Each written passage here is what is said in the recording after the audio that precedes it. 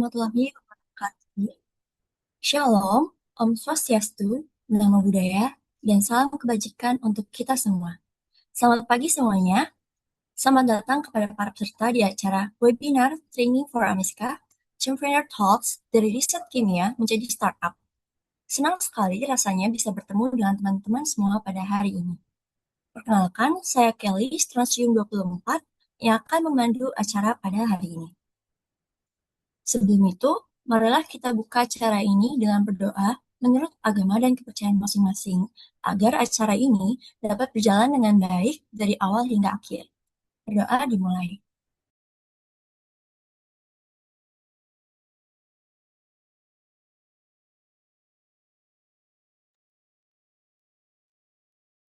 Berdoa dicukupkan. Dengan rasa hormat, saya merasa senang sekali telah diberikan kesempatan untuk bertemu secara daring dengan teman-teman dan kakak-kakak pada siang hari ini. Sebelum memasuki pelatihan hari ini, kita akan mendengarkan terlebih dahulu sambutan sebagai pembuka. Sambutan akan diberikan oleh Bapak Indra Rinaldi selaku Ketua Ikatan Alumni Kimia ITB. Untuk Bapak Indra dipersilahkan.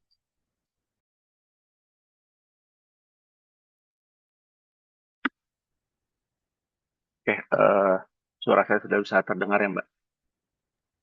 Terdengar, Pak. Ya, Bismillahirrahmanirrahim. Assalamualaikum warahmatullahi wabarakatuh. Selamat pagi, teman-teman semua. Pak Yudis dan Mbak Yunike, terima kasih untuk kolaborasinya sehingga acara ini bisa terlaksana ya. Saya rasa ini acara yang sudah cukup rutin dilakukan dan memang menjadi acara yang sangat baik ya, terutama untuk teman-teman Amiska yang mungkin menjelang memasuki dunia kerja. Eh, Pertama mungkin saya terima kasih ke Mbak Yuniko sudah bisa meluangkan waktunya.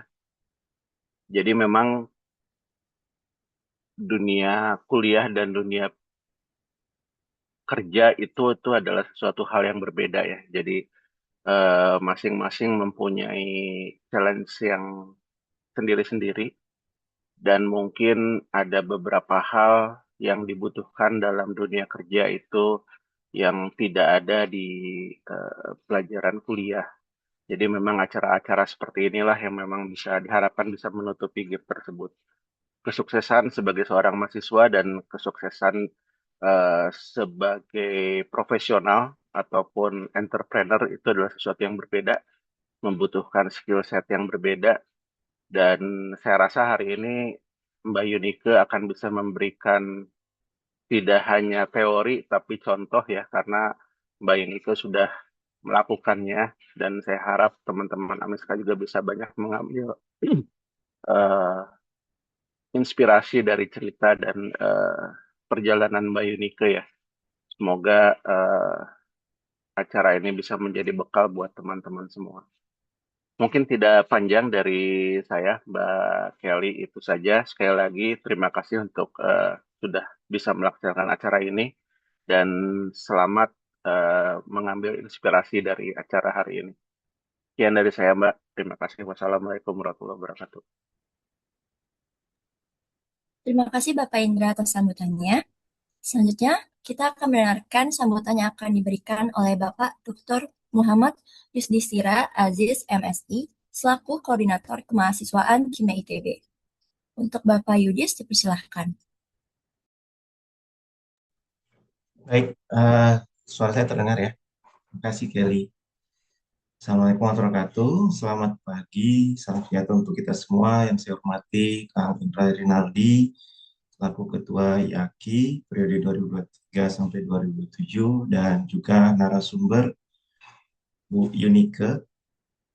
Terima kasih atas kedatangannya yang kedua kalinya undang dengan Amiska, karena 2 tahun lalu saya pernah mengundang juga Ibu. Dan sekarang bisa sharing kembali 2 tahun lalu eh, terkait apa namanya hal yang berbeda ya, karena startupnya berbeda sekarang, kemarin terkait Green Lab ya sekarang berbeda ininya, apa perusahaannya kayaknya. instansinya dari Bu Yunike. Puji syukur pada Allah Subhanahu wa taala kita hadir bersama dengan teman-teman juga mungkin mahasiswa, alumni dan juga mahasiswa dari kimia, baik itu sarjana dan pasca sarjana yang hadir dalam kegiatan Champreneur ini. Kegiatan ini merupakan salah satu kolaborasi antara IAKI, Prodi Kimia dan juga MK Miska ITB dalam meningkatkan kualitas SDM calon alumni, mahasiswa, dan juga dengan alumni yang memang alumni kimia yang tertarik untuk berkecimpung mengenai Champreneur ya. Walaupun kegiatan-kegiatan selain Champreneur ini kita juga sudah melakukannya selama 5 tahun jalan, dari kegiatan yang berkaitan untuk kebutuhan industri seperti pelatihan ISO ataupun pelatihan dari segi meningkatkan kualitas individu dari segi pembuatan CV, kemudian lamaran pekerjaan. Lalu juga ada kegiatan yang berkaitan dengan entrepreneurship ini.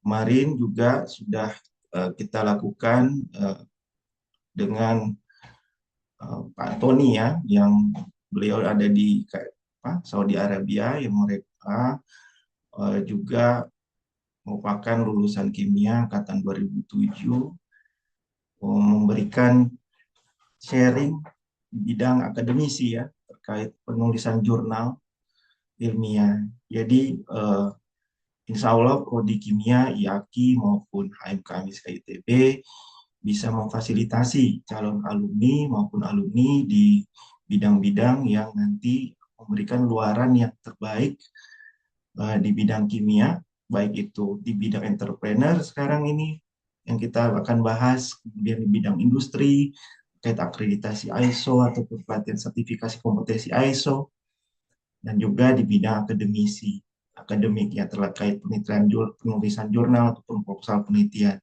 Juga nanti mungkin terkait ada ke arah birokrasi ya, pemerintahan juga mungkin kita bisa fasilitasi.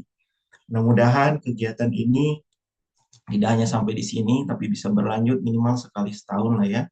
Walaupun kemarin 2025 sempat putus, mudah-mudahan ini bisa dibangkitkan lagi dan juga menjadi ajang calon alumni bisa bertemu dengan alumninya, networking yang baik, bisa tahu mana alumni yang banyak berkecimpung di bagian entrepreneur, mana di bagian industri, mana di bagian akademisi gitu ya, dan juga di bagian pemerintahan. Jadi kita bisa memfasilitasi segala hal, dan juga kegiatan ini akan kegiatan awal untuk bisa dikembangkan lagi bahwa produk-produk berbasis kimia itu memiliki nilai jual dan punya sisi spesifik yang bisa diperjualbelikan. Mungkin nanti juga bisa tanya ke Mbak Yunike terkait pasar ya, yang bisa kita sasar untuk pengembangan entrepreneur berbasis kimia. Dan juga nitip buat Amiska, produk-produk yang sederhana bisa dikembangkan, yang kemarin bisa disalurkan ke SMA, itu juga bisa menjadi produk-produk untuk Amiska sendiri, untuk bisa dikembangkan untuk kelangsungan kegiatan-kegiatan Amiska ke depan. Itu saja mungkin dari saya, dan selamat berdiskusi, selamat belajar terkait Champreneur hari ini. Terima kasih. Assalamualaikum warahmatullahi wabarakatuh. Selamat pagi. Baik, terima kasih Pak Yodis atas sambutannya. Selanjutnya, kita akan belajar bersama pemateri kita, yaitu Ibu Yunike Kartika Salduna, yang akan membagikan ilmunya bersama kita pada webinar pagi hari ini. Sebelum melanjutkan agenda, izinkan saya untuk terlebih dahulu memperkenalkan pemateri pada TFA kali ini. Ibu Yunike Kartika Salduna, SSI, MSI, adalah lulusan S1 dan S2 Kimia ITB, yang kini aktif sebagai dosen praktisi di SBM ITB, Fakultas Teknik Universitas Indonesia, Universitas Pertamina, dan Universitas Pajajaran. Perjalanan karirnya memadukan latar belakang riset sains dengan pengalaman kewirausahaan yang beragam. Mengawali karir selama 3,5 tahun di PT Inovasi Indonesia Hijau, Ralat PT Inovasi Hijau Indonesia dalam bidang utilisasi minyak sawit, katalis, dan analisis laboratorium dari lab ke market. Mendirikan dan mengelola bimbingan belajar selama kurang lebih 7 tahun, serta membangun kedai kopi hidup baru sebagai founder selama 2,5 tahun. Saat ini, Ibu Yunike menjabat sebagai CEO Algatech Carbon Nusantara. Ia memiliki concern khusus dalam mengembangkan konsep from lab to market. Dibuktikan melalui keterlibatannya selama 8 tahun dalam berbagai program inkubasi bisnis seperti SBM ITB, The Greater Hub ITB, dan Primestep ITB di bawah LPIK atau DKST ITB. Pengalamannya juga diperkaya dengan peran sebagai mentor selama 2 tahun dalam Global Green Chemistry Innovation and Network Program. Program kerjasama UNIDO, Universitas Pertamina, dan Yale University. Dengan kombinasi latar belakang sains, praktik bisnis, dan pengalaman mengelola inovasi dari hulu ke hilir, Ibu Yunike kerap berbagi wawasan seputar bisnis model dan value proposition, termasuk penyusunan bisnis model kanvas dan identifikasi keunggulan serta nilai produk inovasi. Wah, keren sekali ya Ibu Yunike. Jadi nggak sabar untuk mendengarkan pemateri pada hari ini. Baik, udah siap untuk menerima pemateri hari ini? Nah, tadi kan kita sudah berkenalan dengan Bu Yunike yang sudah sangat berpengalaman dalam hal pendirian startup. Selanjutnya, kita akan langsung saja ke acara utama, yaitu sesi pematerian. Tanpa basa-basi lagi, dipersilahkan kakak-kakak dan teman-teman sekalian untuk fokus dengan cermat dalam menerima pematerian pada hari ini. Langsung saja kita sambut pemateri kita kepada Bu Yunike. Saya persilahkan. Oke, selamat pagi semuanya. Yang saya hormati ya Pak Indra, selaku Ketua Ikatan Alumni Kimia ITB, Pak kabar Pak Indra, Oksigen 99. Pak Yudis juga, terima kasih Pak Yudis untuk undangannya, selalu happy kembali ke Kimia, homecoming ya. Menunggu-nunggu sebenarnya, kapan ya sharing lagi ke Amiska. Ternyata 2 tahun sekali, oke, nanti saya tunggu lagi 2 tahun berikutnya. Iya. Terima kasih dulu, saya juga timnya Pak Yudis ya dalam bikin-bikin webinar nih kayak gini. Jadi eh, ya puji Tuhan bisa kembali lagi bersama teman-teman semua. Eh, dan saya lihat di sini ada yang angkatan 23, 24 ya. Bedanya udah lumayan 7 tahun, 6 tahun. Semoga sama-sama kita bisa belajar dengan cermat. Nah, saya diberi tema hari ini dari riset kimia menjadi startup. Kenalan lagi sedikit ya, kalau saya unsurnya adalah fosfor 2017. Ada yang fosfor di sini, tadi saya lihat kayak ada. Roro ya namanya ya. Roro fosfor 23 atau 24 tuh. Nah, saya fosfor 2017. Mungkin kita langsung aja ya, kita starting dari why. Karena dari dulu, dari saya Amiska juga ada nih TFA, Training for Amiska. Yang rata-rata mendengar gitu ya dari narasumber, ada yang eh, jadi pengusaha, ada yang jadi eh, manajemen trainee, ada yang jadi R&D. Nah, teman-teman di sini udah kalau 2024 mungkin 2028, 2023, 2027, which is tahun depan. Nah, habis kuliah ini mau kemana sih? Gitu ya. Habis kuliah mau ngapain? Apakah lanjut S2 gitu ya? Saya waktu lulus 2021 eh, lanjut lagi S2. Kenapa? Karena waktu itu COVID. Terus waktu itu COVID dan masih berkarirnya di Bandung, saya rasa masih bisa nih sambil S2 sambil bekerja. Jadi dan Lotte itu kalau S2 tidak sepadat kita sekarang, ada energetika, tapi ada praktikum, ada PKO, ada terus semester ada dinamika, habis itu kubu, nggak sepadat itu. Nah, jadi waktu pas 2021 ngambil S2 sekalian bekerja karena masih banyak ngerasa kok kok kosong banget ya. Biasanya kita padat banget nih. Senin Selasa udah full praktikum. Nah, Nah, teman-teman pun ada yang sekarang menjadi MT di Paragon, di multinational company, ada yang bekerja di Singapura, macam-macam. Nah, akhirnya, tapi dari 2018, kok sayang banget ya melihat sebuah masalah, banyak banget produk-produk kimia kita yang dari laboratorium akhirnya cuma sampai di paper dan paten aja. Nah, jadi di ITB itu banyak inkubasi-inkubasi bisnis. Dan kenapa kita bersyukur di ITB itu tidak hanya untuk SBM. Justru periset-periset seperti kita yang basisnya IPA diajarin nih gimana caranya membawa from lab to market. Nah, jiwa-jiwa kewirausahaan ini adalah muncul dari tahun 2017. Saya lihat sebuah masalah. Jadi pertama kita mau lihat masalahnya apa sih di sekitar kita. Saya lihat teman-teman saya kalau mau praktikum HIDAS itu pasti lapar.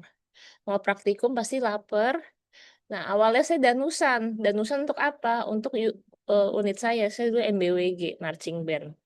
Nah, tapi pas udah eventnya kelar, kayaknya lanjut deh danusannya buat uang jajan saya sendiri gitu ya.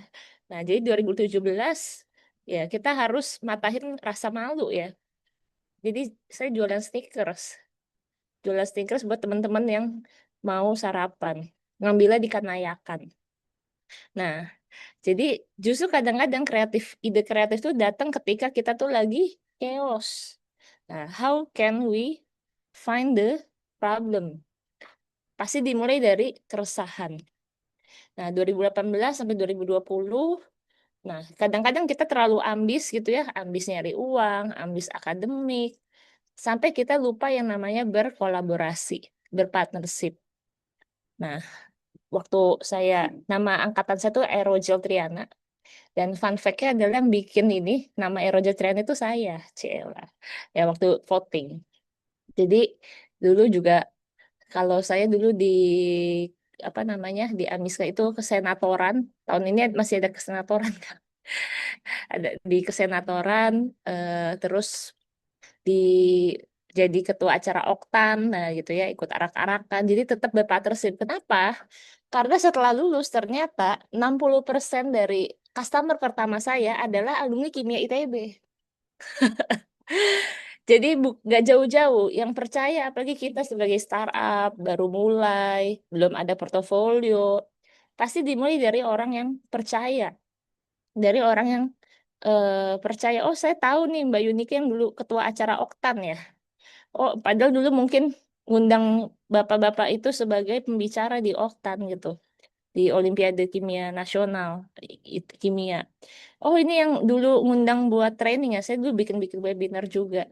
Nah, ternyata itu menjadi customer-customer pertama saya yang percaya pakai produk karena apa, ada kesamaan ya, yaitu apa? Sama-sama kimia, sama-sama di Amiska. Baru dari situ dipromoin ke A B C D E F. Nah, ini waktu dulu paling paling sebel sama kimia organik ya. Untung Pak Yudis analitik ya. Jadi langsung bye-bye organik gitu. Nah, nah, saya melihat banyak banget produk-produk kimia yang bisa masuk ke market. Tadi udah dijelasin ya, eh, waktu lulus saya membuat startup bersama dosen waktu itu Green Labs, kimia juga. Nah, di situ adalah mengutilisasi minyak sawit karena waktu S1 S2 penelitian saya adalah katalis, homogeneous and heterogeneous katalis untuk epoksidasi minyak. Jadi kita mau meningkatkan value dibanding kita, eh, negara kita itu sekarang kan udah banyak hilirisasi gitu ya. Kita menggunakan crude palm oil aja, tapi kita bisa banyak produk turunannya. Dan jangan sampai juga hanya ke arah bioetanol atau bahan bakar aja, tapi produk-produk turunan lainnya.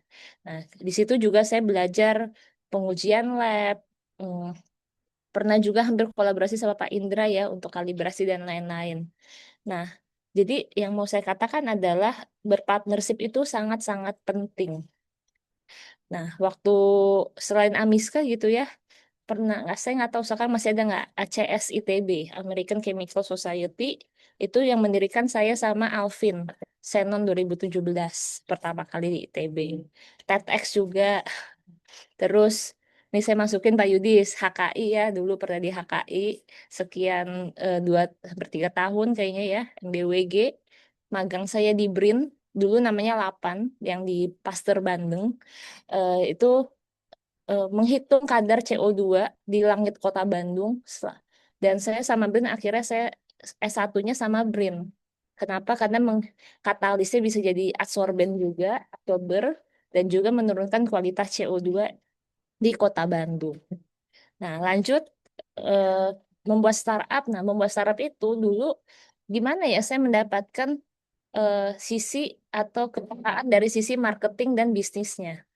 Nah, akhirnya cari-carilah di ITB itu ada DKST. Nah, teman-teman bisa follow nih. Saya nggak dibayar sama DKST, tapi teman-teman bisa follow. Karena DKST itu banyak banget hibah untuk teman-teman yang baru memulai, saya mau ide bisnis ini nih. Nah, waktu 2018, saya semester 3, saya mulai dari hal yang simple, yaitu bikin kemasan ramah lingkungan. Air, karena dulu kan ada botol plastik berbahaya dan lain-lain. Di mana kemasan ini dimasukin air atau jus, habis itu kalau kita buang langsung terurai. Nah, di situ saya pertama kali dapat 8 juta pertama dari DKST ITB melalui hibah startup. Dan itu bukan dimulai dari teman-teman udah lulus, justru lagi mahasiswa. Nah, sekarang teman-temanku aja yang lulusan kimia ITB, yang dia mungkin suka kimia komputasi, dia bikin startup AI. Teman saya, Karbon 2017, namanya Firdaus. Nah, sama. Pertama kali untuk kita akselerasi, itu duit hibahnya dari ITB-ITB lagi. Kenapa? Pasti yang percaya produk kita pertama kali. Nah, akhirnya dari pertama tuh semester 3 bikin air kotak nama startupnya.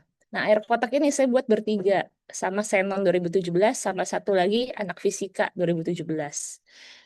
Nah, tapi nggak jalan 1 tahun setengah kemudian. Kenapa? Wah, Yun, saya mau skripsi. Yun, saya mau PSM. Dia paduan suara, ikut-ikut lomba. Eh, Akhirnya bubar. Nah, jadi setelah bubar tapi udah dapat 8 juta, udah bikin prototipe selesai. Akhirnya sama kayaknya saya sama teman-teman seangkatan sulit nih, banyak kepentingan masing-masing ya, apalagi after lulus. Akhirnya buatlah bersama teman juga, kakak tingkat dan sama dosen, terbentuklah Green Labs ya, sampai sekarang masih ada. Nah, terus ketika melihat market, wah lagi hype-nya nih market renewable energy. Nah, disitulah masuk ada microalgae, algae oil, carbon capture, belajari tentang carbon capture. Akhirnya buatlah di 2025 itu Algatek Karbon Nusantara. Nah, nanti di akhir saya juga open ya untuk, jadi teman-teman perhatikan, di akhir saya membuka juga KP dan magang. Kalau teman-teman berminat juga untuk KP, TA, atau magang di kita. Nah, jadi ketika memikirkan sebelum kita, teman-teman punya jiwa-jiwa yang nekat nih, teman-teman punya jiwa-jiwa yang nekat, eh, kita harus berpikir juga. Karena kita di sini mau berbisnis, bukan mau CSR. Ya, kalau kita mau CSR, kita nggak usah bikin profit. Tapi kalau kita di sini mau berwirausaha, kita resikonya besar. Kita mikirin tim kita yang mau gajian. Nah, Pak Indra juga pengusaha nih. Mikirin kita sendiri harus gajian gitu ya. Gimana kita tapi tetap bangun branding yang bagus. Nah, jadi tapi karena kita basic ya di kimia, kita harus going profit terus sustainable business. Nah, selalu ini saya ambil dari pasti kelas-kelas kuliah ya. Indonesia tuh kaya dari lautnya, alamnya, kelapa sawitnya, terus bahan-bahan energi terbarukan, tapi hanya kita baru mengeksplorasi kurang lebih 5% dari kekayaan SDA kita. Nah, bagaimana kita mengubah dari Indonesia Resources into local sustainability and green energy supaya memasukkan ke sustainable business model. Nah, setiap membuat startup, ini formula bumbu rahasianya ya. Kami di Algatek maupun dulu di Green selalu masukin ke 3 prinsip ini. Dan prinsip ini kita dapetin waktu kuliah, yaitu kimia hijau. Ada 12 prinsip green chemistry. Dan ini tuh waktu dari saya kuliah 7 tahun yang lalu sampai sekarang tuh masih, nggak 7 tahun ya, 9 tahun yang lalu. Ini masih relate sampai sekarang. Ada 12. Nah, yang Algatek lakukan adalah justru green chemistry yang nomor 1, yaitu pollution prevention, pencegahan polusi. Dan nomor 11, real-time analysis for pollution prevention, pencegahan dan juga real-time analysis untuk polusi udara. Nah, tapi biomasanya mikroalga kita bisa masukin ke green chemistry nomor 7, yaitu apa? Menggunakan renewable feedstocks. Nah, di situ yang menjadi dasar ketika membuat Algatek ya dari 12 prinsip green chemistry. Tapi kita juga jangan pakai sepatu kuda. Sepatu kuda itu artinya apa? Oh, kita kimia, si paling kimia gitu ya, tapi nggak mikirin terkait opportunity luar. Nah, pikirkan juga aspek sosialnya. Aspek sosialnya apa? Nah, anak-anak kimia ini mesti tahu ada yang namanya SDGs, Sustainable Development Goals. Nah, di mana produk kita itu supaya kita dapat investor, kita dapat customer, kita bisa beli, kita harus menjawab masalah-masalah 17 masalah utama yang ada di dunia ini. Nah, pasti dengan produk-produk kimia kita bisa mengatasi masalah apa? Good health and well-being. Kalau ada polusi udara, apa? Kita bisa memberikan udara yang lebih sehat. Terus apa? Affordable dan clean energy dari katalis-katalis yang renewable, dari absorben-absorben yang bisa di-recycle. Clean water. Ya, ini kimia analitik kan? Terus apa lagi? Ada live online, remediasi, dan sebagainya. Climate action. Nah, jadi kita harus ketika membuat punya sense menjadi startup, ada 3 ini, for people, planet, dan profit. Orangnya mesti sejahtera juga.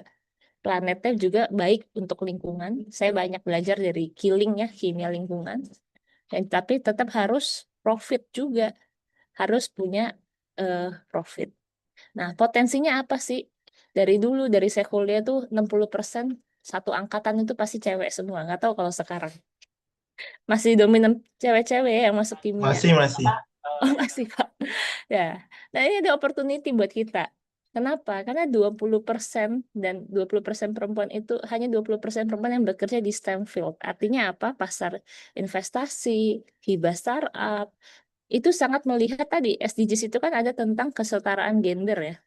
Nah, gender equality. Nah, justru kalau foundersnya itu rata-rata perempuan, itu peluangnya diterima market itu lebih besar. Hanya 20% perempuan juga yang bergerak di bidang green industry. Nah, harapan saya sangat besar nih buat teman-teman nih, para, kalau nama angkatan saya kan Aerogel Triana, yang cewek itu dipanggil, cewek-cewek itu Jelly Jello. Nah, jadi eh, saya ekspektasi saya setelah ini teman-teman yang perempuan, saya habis lulus kuliah mau nikah aja lah. Nah, coba padahal kita bisa pakai nih salah satunya kunci kita. Pendidikan adalah mata uang ya. Kita bisa pakai akses kita, partnership kita dari kimia, dari ITB untuk apa? Untuk kita bisa masuk ke dalam Indonesia Green Industry Sector. Karena besar sekali areanya. Nah, di Algatek kita Algae Focus Biotech Manufacture from Indonesia. Emang mungkin di awal saya kimia anorganik ya, tapi akhirnya banyak belajar juga di biokim. Tadi kita SDG-nya 3, 6, 7, 13, 15. Nah, di startup saya banyak melakukan strategic partnership dengan PLN, Nusantara Power, Indonesia Power, Nusadaya.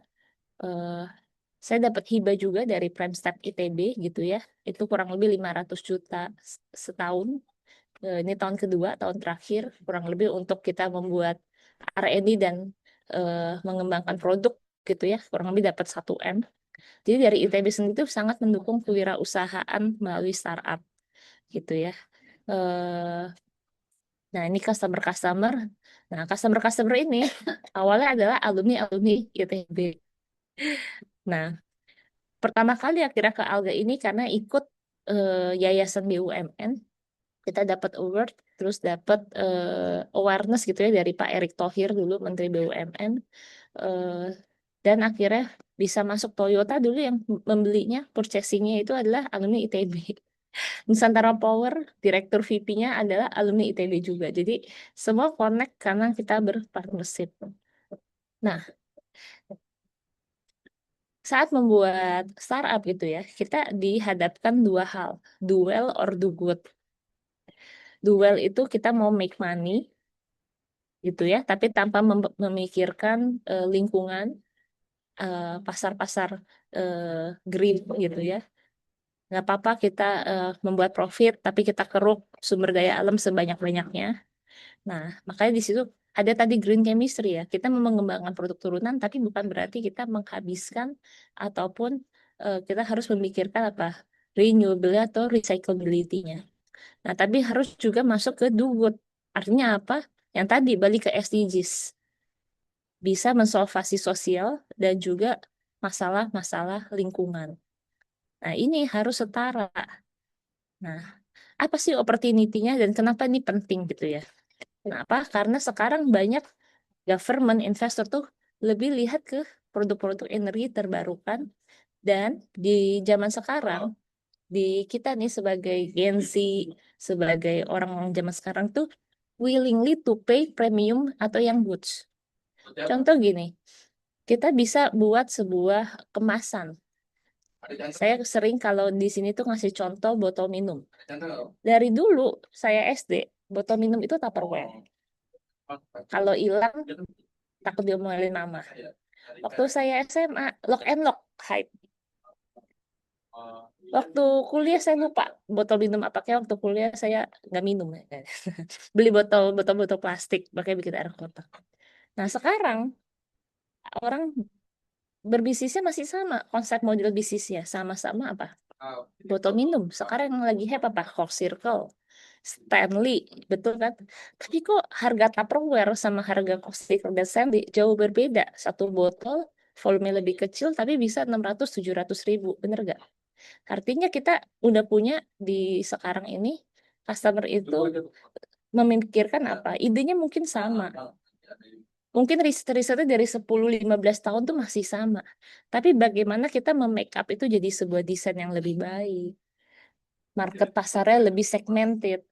Nah, jadi kata-kata market research ini menjadi penting bagi kita nih lulusan kimia. Supaya kita tadi jangan pakai sepatu kuda.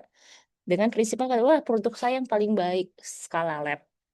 Produk saya paling oke, tapi nggak memikirkan akses pasar ya. Akhirnya apa? Jangan sampai inovasi-inovasi kita masuk hanya sampai meja laboratorium aja. Nah, kita mesti cari market pasar yang segmented. Saya next dulu aja. Nah, bagaimana mencari market pasar yang segmented? Nah, sekarang ada AI, ada ChatGPT, Gemini, Claude. Kalian bisa masukin CAGR, growing research, growing, eh, kita bisa masukin market revenue. Growth market revenue-nya seperti apa? Nah, waktu meneliti yang awalnya saya pivoting, pivot itu istilah di startup untuk setir lah, tarik setir, berubah haluan dari minyak sawit. Sekarang lebih fokusnya ke green carbon capture. Karena apa? Melihat, oh ternyata di Indonesia ini regulasi terkait carbon credit ini lagi banyak isunya jadi besar. Jadi ada masalah-masalah polusi udara yang industri itu butuhkan. Obatnya apa sih untuk mengatasi polusi udara? Nah, jadi harapannya adalah ketika kita tahu marketnya ada, siapa yang mau beli, kita bisa mengutilisasi riset-riset kita, gitu ya. Waktu kuliah saya tidak jago kimia, kimia organik saya itu pasti karbon ya, C.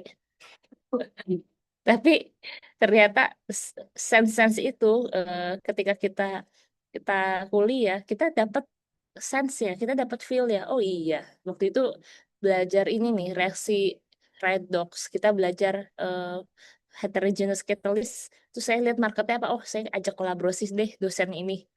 Oh sekarang lagi ke arah algae oil, oh saya ajak eh, dosen-dosen kimia anorganik and fisik. Oh, saya lagi ada project nanti di akhir ada project lingkungan remediasi. Harus ajak teman dosen-dosen dari lingkungan. Nah, jadi kita harus peka terhadap market opportunity-nya seperti apa supaya kita bisa menghilirisasi produk-produk kita di Kimia ITB. Nah, sekarang gimana sih Kak Yunike aja ya? Kak Yunike banyak banget loh startup di bidang energi yang basisnya adalah kemis. Ada Surya, dia solar panel. Solar panel itu filmnya adalah dari TiO2, ya kan? Dari kimia fisik nih yang aktif. Ada juga yang membuat dashboard AI. Nah, di teknologi kita bisa masuk juga gitu ya. Nah, di F&B sekarang itu sustainable business di bidang fashion. Mungkin teman-teman saya nggak terlalu kimia banget. Nah, ada teman saya nih, dia melihat masalah. Jadi kita find the problem ya. Masalahnya adalah banyak banget waste baju bekas yang ada di landfill. Nah, waste baju-baju bekas ini menjadi emiten atau eh, karbon dioksida gitu ya, menjadi limbah karbon dioksida. Nah, akhirnya dibanding kalau kita lihat ya sekarang kalau pada wisuda pakainya pada kebayanya keren-keren.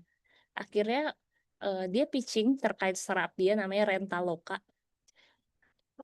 Ada kimianya nggak? Nggak ada sama sekali. Tapi sense-sense seperti itu. Karena kita tahu, oh terkait pencemaran tanah, jadi kimia lingkungan kan, terkait, oh ternyata kalau kita mau buat satu baju, pakai nilon, itu kita ngabisin air sekian ribu galon. Akhirnya terbentuklah model bisnis startup yaitu apa? Yaitu ya udah dibanding kita selalu konveksi, produksi, kita rentalin. Orang-orang punya daya belinya jadi untuk menghindari namanya fast fashion. Nah, jadi ketika membuat sebuah wirausaha resikonya pasti tinggi. Tapi biasanya orang-orang yang punya mental high risk ini ya. Nah, tapi kita yang nekat-nekat ini juga harus mempertimbangkan nih alur berpikirnya. Pertama, kalau saya biasa merangkum menjadi 10 step ini. Pertama, environmental impact-nya ada nggak? Tadi ya, kita cari masalah. Pasti yang paling gampang adalah masalah lingkungan. Kalau saya tadi polusi, ada juga terkait remediasi tanah, nanti saya cerita. Kedua, masalah sosial. Nah, saya banyak melihat teman-teman eh, 54% tim Algatek itu perempuan. Nah, jadi social impact-nya ada gitu ya. Dan itu plus untuk dari sisi investasi, dari sisi tim lebih kuat, itu penting. Ketiga, economic impact-nya ada nggak? Artinya kita mesti generate profit. Yang keempat, justru kadang-kadang regulasi pemerintah itu bisa menjadi opportunity bagi kita. Yang tadi, oh lagi ada regulasi carbon credit nih. Ya oke, kita masukin jenis usaha tersebut. Oh ternyata eh, ada regulasi pengolahan air WWTP, Water Waste Treatment. Nah, saya sekarang kantor itu di Cikarang. Jadi kalau teman-teman Amiska mau kunjungan industri, kita juga open. Kalau mau kunjungan industri ke pabrik kita di Cikarang, hanya 1,5 jam, 2 jam lah dari ITB. Nah, itu di Cikarang adalah kawasan industri. Kalau misalnya airnya dari pengolahan produksinya itu berbahaya ke lingkungan, itu langsung ada surat polisi karena kawasan industri. Nah, jadi apa? Ya, mother company saya akhirnya membuat usaha yaitu chemical-chemical, basisnya dia teknik kimia, chemical-chemical untuk pengolahan air di industri-industri yang ada di Cikarang. Supaya airnya pakai flokulan, koagulan, diproses pakai filter, nanofilter, supaya hasilnya bersih. Karena jadi itu adalah usaha startup yang mulainya dari regulation problem. Nah, dan yang harus kita tahu adalah apa? Financingnya, marketingnya, dan customer engagementnya. Ada nggak customernya? Nah, jadi yang hari ini mau saya highlight dalam membuat startup adalah kita membuat strategic collaboration. Nah, sekarang teman-teman, partnership apa sih yang lagi teman-teman banggain? Nah, without a clear map of ecosystem, jadi kita harus berada dalam lingkungan dan ekosistem yang tepat. Teman-teman saya nggak hanya Amiska gitu ya, tapi juga bisa lintas jurusan kita kolaborasi gitu ya. Tadi melalui TEDx, dari ACS ITB, eh, terus ketemulah dari situ teman-teman saya yang teknik fisika yang kita bisa bikin startup bareng. Nah, Kalau kita nggak punya partners yang tepat, resource itu gampang banget diduplikat, gitu ya, gampang banget. Kayak tadi ya usaha botol minum deh, botol minum dari riset ber-15 tahun tuh ada. Tapi karena kita punya kimia, oh kita bisa kayak circle, dia bisa bikin bahan yang nahan ngelok dingin sampai lama. Dia bisa bikin desain, oh saya kolaborasi nih sama anak FSRD, anak desain produk. Bisa hand gripnya itu kuat. Nah, sehingga apa marketnya sekarang masuk ke yang lifestyle-nya adalah suka lari, yang lifestyle adalah olahraga, yang nge-gym, dan dia bisa jual dengan harga yang lebih mahal. Impact is opportunity bisa hilang, tapi impact itu limited. Nah, jadi kalau kita berpartnership atau kita banyak-banyak berteman, jadi nggak hanya kimia doang ya, kita bisa dapat insight-insight, oh desainnya kayak gini, oh market research-nya seperti ini. Nah, sekarang siapa yang who has been the most influential partner in helping you grow? Partner mana yang membuat kamu bertumbuh? Apakah kamu sudah ada di lingkungan yang tepat gitu ya? Atau teman-teman masih belum mencari lingkungan yang tepat? Nah, ini yang tadi saya cerita 80% of customer Algatak itu datangnya dari kolaborasi dan partnership. Nah, jadi kalau dari kimia menjadi startup gitu ya, diawali dari lab R&D dulu. Saya berawal dari rumah, ngaduk-ngaduk di rumah gitu ya. Terus baru bisa ketemu alumni ITB, jadi investor, masuk ke program, dapat hibah dan lain-lain. Jadi sebuah bisnis unit, kolaborasi sama kampus, ya guru kita gitu ya, kita tetap menghargai Bapak Ibu dosen guru kita, kolaborasi dengan startup lain. Nah, terbentuklah sebuah project developer dan bisa kita scale up. Nah, apa sih 5 aspek apa aja yang bisa kita ajak kolaborasi dari government, dari BUMN? Nah, kenapa? Karena banyak-banyak juga partnership ini tadi ya datangnya dari kebutuhan, dari regulasi, dan punya kesamaan, punya similarity. Oh, sama-sama kimia, sama-sama alumni ITB. Nah, itu bisa jadi step awal kita berkolaborasi. Jadi pede aja dulu. Bisa dari social enterprises, dari NGO. Saya juga banyak kolaborasi sama, oh kelihatannya kok dia cuma yayasan ya. Nah, tapi ternyata membuka market baru yang bisa menumbuhkan startup kita. Dengan kampus, oh ternyata dapat insight-insight baru dari kemajuan teknologi dari Bapak Ibu dosen kita. Nah, bagaimana model-model kolaborasi strategis? Bisa dengan co-creation. Kita buat produk bersama nih, misalnya dengan dosen kimia ITB dan menghasilkan paten yang bisa dikomersilkan. Pasti win-win. Bapak Ibu dosen punya aplikasi, partner industri, kita juga punya fondasi yang kuat dalam R&D-nya. Market access, teknologi transfer, dan resource sharing. Nah, yang saya langsung ceritakan aja. Nah, ini contoh aksi kolaborasi gitu ya. Ini saya dengan IPB, dengan Ikanesia gitu ya. Jadi gimana kita meremediasi, nah, powering post mining gitu ya, land restoration ini dengan Ikanesia, Algatek, dan PT Timah di Belitung, di mana banyak kulong-kulong bekas tambang timah itu yang terbengkalai. Nah, di dalamnya banyak pH-nya asam, banyak cemaran logam berat, banyak juga CaF2, kalsium fluoride. Nah, akhirnya apa yang bisa kita lakukan? Kita membuat sebuah alat untuk water treatment sehingga pH-nya stabil. Terus kita bisa jadi budidaya mikroalga di situ dan bisa membudidaya ikan nila. Jadi yang awalnya ini kulong ini seperti ini.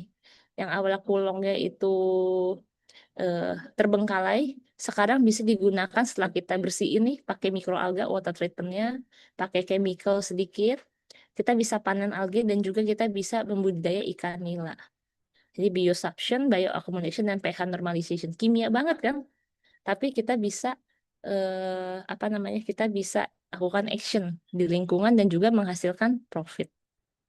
Nah, ini juga diliput ya di Kompas. Yang awalnya ada toxic water, kematian ikan, dan juga banyak lahan-lahan terbengkalai. Sekarang dengan pakai fotobiota Algatek ada metal absorption, fotosintesis oksidasi, dan juga pH dan ammonia control, dan ada continuous cycling. Nah, hasilnya apa? Hasilnya yang awalnya kita sebarin ikan nila 1.700-nya mati. Nah, sekarang kita bisa budidaya 3.000 ikan nila dan survive. Yang awalnya ikan yang nggak bisa tumbuh, yang tadinya 1,5 inch bisa menjadi 3 inch dalam 24 hari. Nah, tapi nggak sampai di situ. Kita juga memberdayakan komunitas setempat untuk menambah lagi tadi ya aspek sosial ya. Ada woman empowerment, 95 ibu-ibu kita berdayakan. Juga kita eh, terbentuk 4 lokal produk. Ada keripik spirulina, tahu spirulina. Kita juga buat eh, apa namanya keripik ikan gitu ya. Dan juga bisa mengakumulasi 12 ton limbah. Oke. Nah, mungkin itu ya. Jadi kita mau start dari why, find the problemnya seperti apa. Jangan takut-takut untuk berpartnership gitu ya. Jangan gengsi untuk berkolaborasi. Karena tadi customer awalnya kita pasti dari lingkungan-lingkungan kita juga. Cari marketnya, cari masalahnya apa. Bisa dari regulasi, bisa dari aspek lingkungan, bisa dari faktor ekonomi gitu ya. Nah, mungkin di akhir saya buka, mungkin teman-teman mau screenshot juga boleh gitu ya. Eh, saya punya 2 anak bimbingan, anak FTI. Satu dari biologi ITB.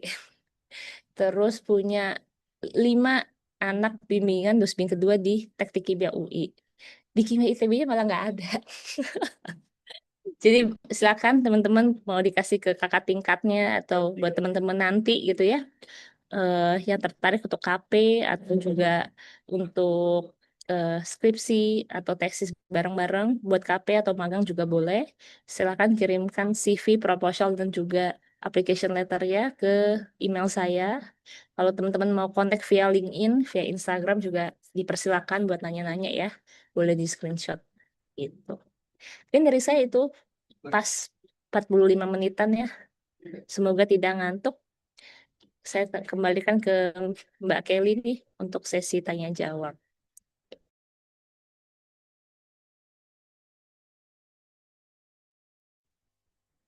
Baik, terima kasih Kak Yunika atas materi yang telah disampaikannya.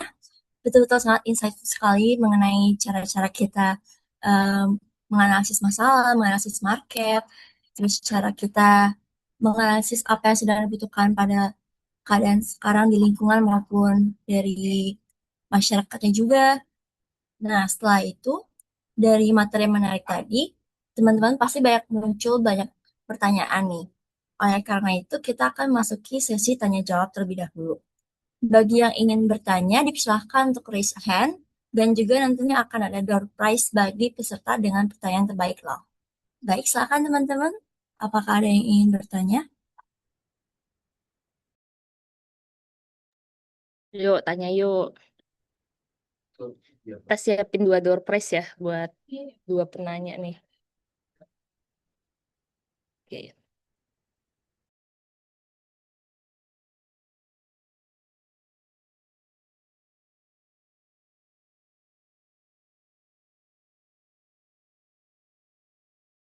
Atau saya yang nanya deh. Biar saya yang dapat door prize.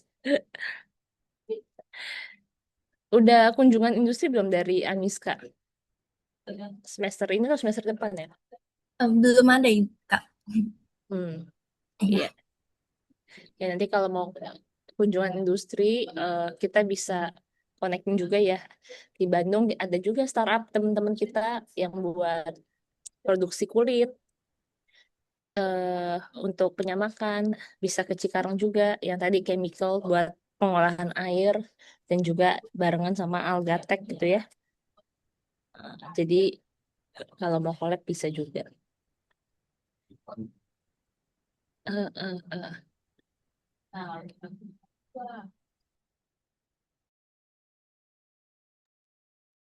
Baik, Kak. Sebelumnya ada titipan pertanyaan nih, Kak. Ya, Eh, Bagaimana tahap awal dalam mengembangkan produk sederhana berbasis kimia untuk dikembangkan ke startup? Bisakah kita membuat startup dan komunitas pitching bersama dosen dan keprofesian yang sejenis dalam mengembangkan produk kita. Oke, jadi waktu buat produk itu eh, pasti kalau saya dulu basisnya dari produk skripsi. Nah, produk skripsi pasti kan kita banyak nanya sama dosen pembimbing kita ya, atau dosen yang kita percaya. Nah, eh, setelah itu konsistensinya. Nah, kadang-kadang kita pasti mau konsisten, tapi apa? Terbatas budget. Benar gak sih? Nah, jadi yang membuat kami kebus gitu untuk membuat dari produk lab bisa jadi ada tahap-tahapan membuat produk dari produk lab ke MVP dulu, dari MVP bisa jadi prototype, dari prototype bisa jadi produk akhir. Itu namanya adalah TRL, Technology Readiness Line. Nah, kita bisa tanya-tanya ke dosen-dosen kita. Nah, tapi tadi kalau terbatas budget, makanya di ITB sendiri itu banyak banget program. Baik itu dari The Greater Hub, SBM ITB, ya, ada lomba-lomba pitchingnya, lomba pitching. eh, Nanti mungkin next kita bisa buat kelas untuk ini ya, pitching, Pak Yudis. Untuk membuat pitch deck dari produk-produk kimia supaya bisa teman-teman belajar bikin apa bisnis model kanvasnya, bisa buatin. Nah itu bisa sekarang jadi keadaan saya itu nggak ahli di kimianya teman-teman sekarang. Udah baik lupa. Kita bisa buat bisnis model kanvasnya, mungkin bisa dibuat workshop gitu ya. Habis itu bisa dibuat market research-nya. Jadi sebuah pitch deck yang bagus. Nah, kenapa kita buat pitch deck yang bagus? Supaya nanti kita bisa dapetin modal-modal lah untuk membuat prototipe kita. Nah, paling deket di ITB sendiri ada tadi ya, hibah startup untuk mahasiswa. Programnya nyata, ada di dekat teman-teman semua. Tinggal teman-teman mau aktif gak cari tahu dan apply. Nah, di luar ITB ada nggak? Ada. Yang tadi ya, yayasan BUMN yang dari luar-luar banyak juga yang membuka peluang untuk startup-startup baru. Nah, jadi biasanya saya ikut-ikut lomba di ITB aja ada 3 yang biasa diikuti. Ada Bandung Startup Pitching Day. Dia setiap 6 bulan ada lombanya sama yang buat itu Startup Bandung X SBM ITB, namanya BSPD.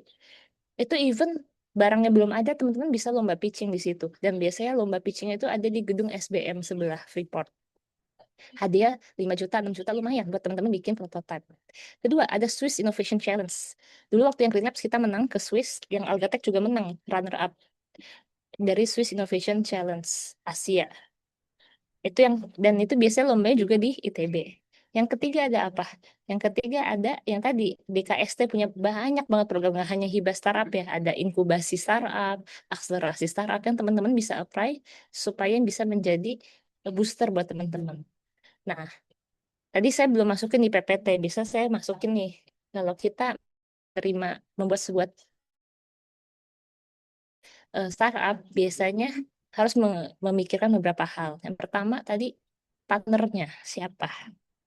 Tadi saya sempat cerita ya, awalnya ada juga partner yang seangkatan sampai jurusan, terus bubar. Ada juga yang eh, dengan dosen, bisa juga sama teman-teman lintas jurusan. Nah, nah, memilih sebuah partner itu penting. Apa saja sih komposisinya supaya kita nggak capek sendiri? Yang pertama apa? Yang pasti yang dia mau investasi nggak harus uang, investasi waktunya untuk kita develop produk.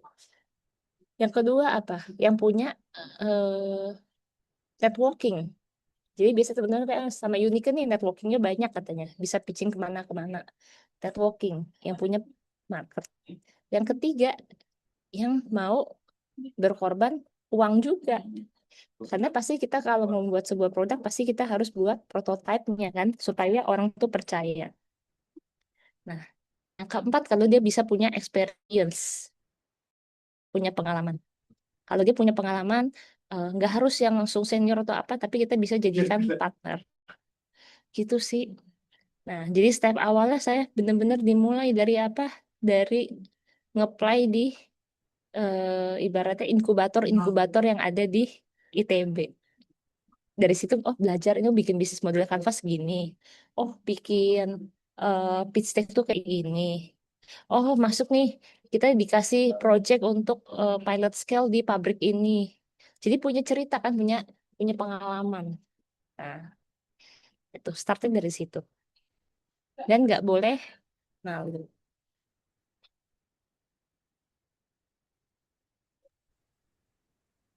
Baik, terima kasih Kak atas jawabannya. Sebelumnya ada pertanyaan lagi nih Kak, ada di chat. Saya bacain pertanyaannya Kak. Untuk pembuatan produk seperti sabun dari bunga atau alam ke masyarakat, kalau tidak uji bakteri dan uji aman dipakai, apakah tetap diperbolehkan, Kak? Serta membuat makanan, apakah tetap perlu uji lab, uji layak dimakan, Kak? Terima kasih banyak, Kak.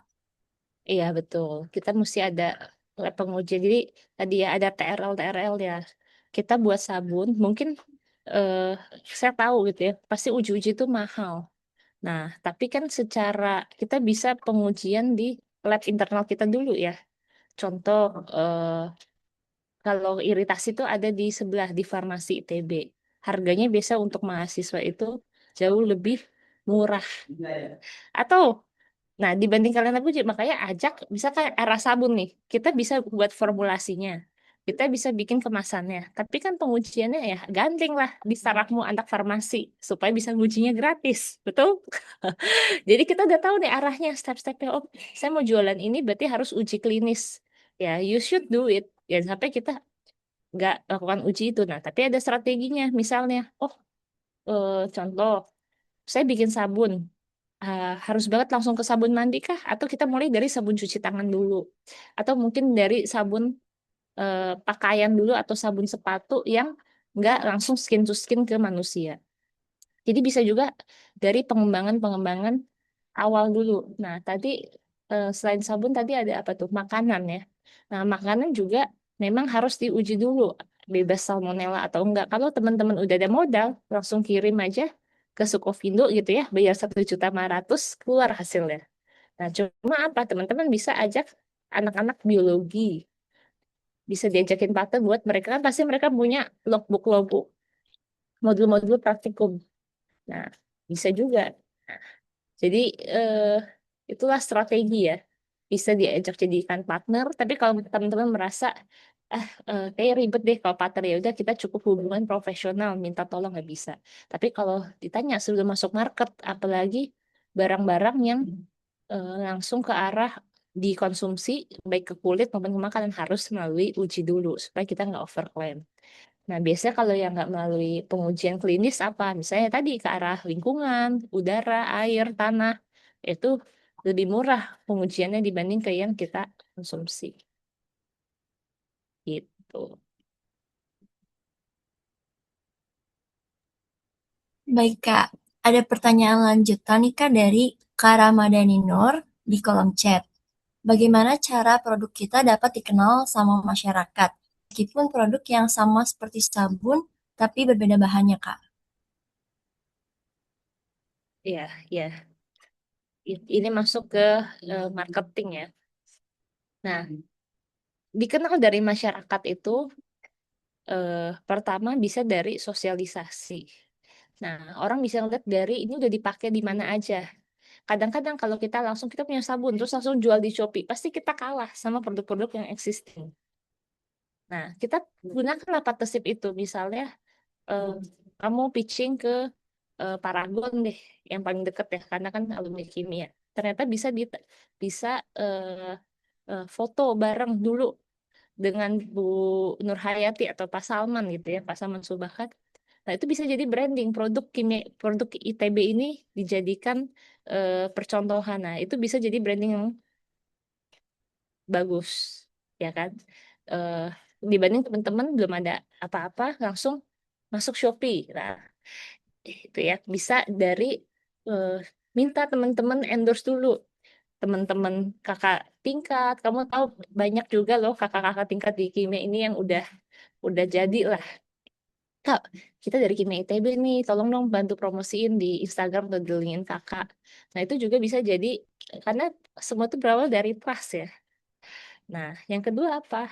Yang tadi dari experience, pengalaman, bisa juga dari orang-orang yang percaya. Jadi minta reviewnya dari orang-orang terdekat dulu. Nah, yang tadi DKST ITB juga biasanya ngepromosiin produk inovasi ITB, ada majalahnya, Nah, sehingga eh, bahkan di DKS itu ada yang kemarin bikin sabun untuk anti najis ya. Itu dipromosiin habis-habisan sama DKST ITB. Mungkin secara market ada yang sama, yang lainnya.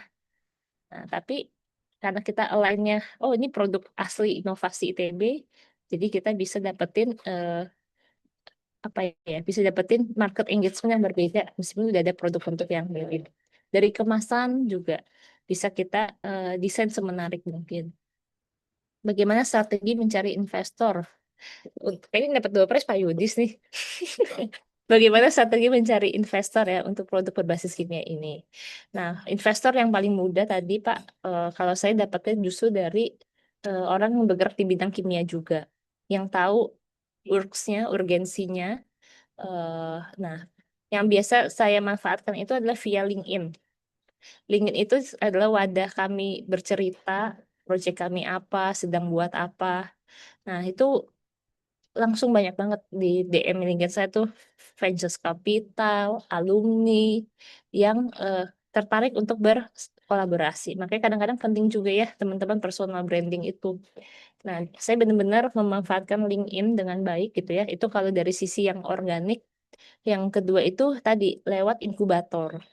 Nah, komunitas di Bandung untuk inkubator bisnis produk-produk berbasis kimia ini sangat besar karena bahkan mereka punya keresahan, Pak.